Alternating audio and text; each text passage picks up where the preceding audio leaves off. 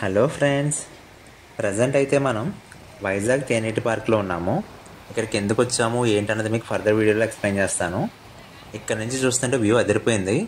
చూడండి, ఒక circular view చూపిస్తున్నాను.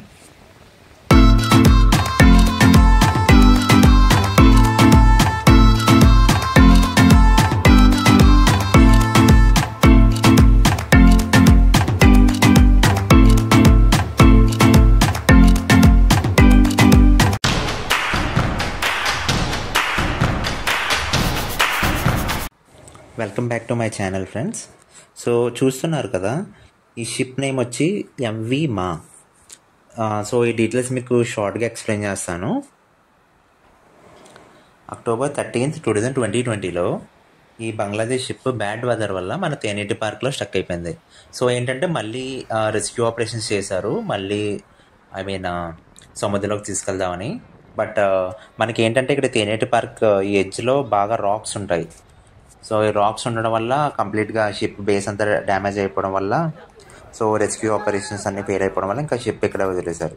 సో అందులో ఉన్న వాల్యుబుల్స్ బంగ్లాదేశ్ గవర్నమెంట్ వాళ్ళు రిటర్న్ బ్యాక్ తీసుకెళ్ళిపోయారు. ఇంకా షిప్ని ఇక్కడ వదిలేశారు. సో అప్పుడు మన గవర్నమెంట్ ఏంటంటే ఈ షిప్ని టూరిజంగా డెవలప్ చేసి షిప్ రెస్టారెంట్ కింద డెవలప్ చేద్దాం అనుకున్నారు. సో అప్పటి నుంచి పనులు జరుగుతున్నాయి. బట్ ఏంటంటే ఆల్మోస్ట్ 10 crores ఇన్వెస్ట్ చేశారు రీమోడలింగ్ కోసం. బట్ ఇంకా పెండింగ్ వర్క్స్ ఉన్నాయి. ఆల్మోస్ట్ లోపలంతా అయిపోయిందంట. బయట ఇప్పుడు పెయింటింగ్ వేస్తున్నారు. సో పెయింటింగ్ వేయగానే యాక్చువల్లీ న్యూ ఇయర్ 2025 న్యూ ఇయర్ని ఓపెన్ అవ్వాలి. బట్ అది కాస్త ఉగాది అన్నారు, అది కాస్త ఇప్పుడు సమ్మర్ అంటున్నారు. నాకు తెలిసి ఇది August 15th ఓపెన్ చేస్తారనుకుంటున్నాను. సో ప్రజెంట్ అయితే చూస్తున్నారు కదా, పైన కర్రలు అవి కట్టి వర్క్ ఏదో చేస్తున్నారు. వర్కర్స్ ఉన్నారు అక్కడ.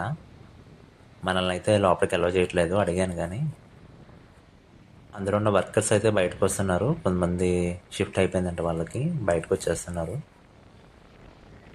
మనకి ఇప్పుడు షిప్కి ఇది ఒక ఎంట్రన్స్ ఉంటుందంట. ఇది కాకుండా డైరెక్ట్గా బాగా పైకి వెళ్ళేలాగా టెంపరీగా ఇంకొక స్టెప్స్ పెడతారంట.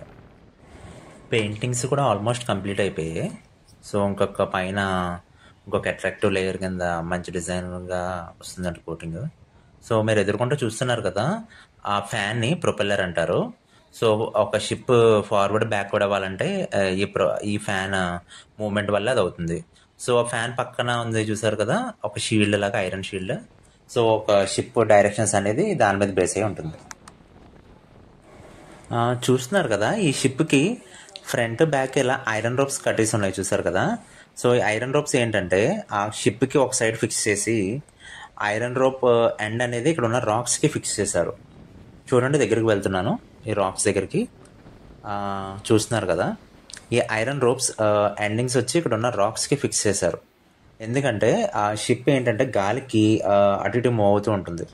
సో దానికోసం ఇక్కడ ఈ రాక్స్కి ఫిక్స్ చేసడం వల్ల ఏంటంటే ఆ షిప్ అనేది మనకి స్టేబుల్గా, కాన్స్టెంట్గా అదే ప్లేస్లో ఉంటుంది. మూమెంట్ లేకుండా ఉండడం కోసం అలా చేశారు.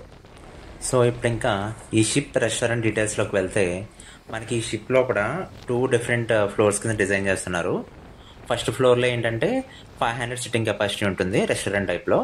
ఇంకొక ఫ్లోర్లో ఏంటంటే మనకి party hall like function hall లాగా డిజైన్ చేస్తున్నారంట. సో ఏంటంటే సగం సిట్టింగ్ లాగా, సగం ఏమో ఓపెన్ ఏరియాలా ఉండేలాగా డిజైన్ చేస్తున్నారు.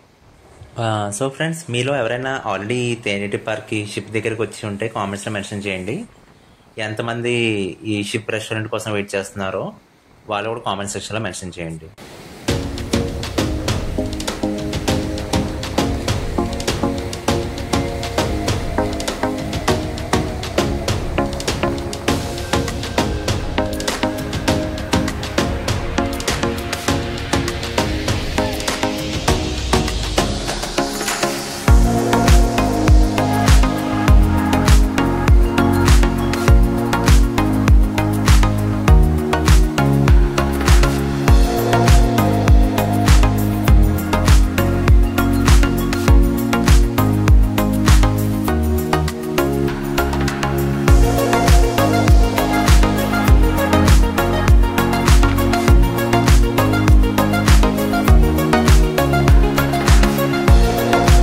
మనకి షిప్ లెంత్ 80 meters, డెప్త్ ఈ షిప్ మీద ఇండికేషన్ చేశారు సో ఆల్మోస్ట్ 5.5 మీటర్స్ ఉంది మెజర్మెంట్స్ దీని మీద.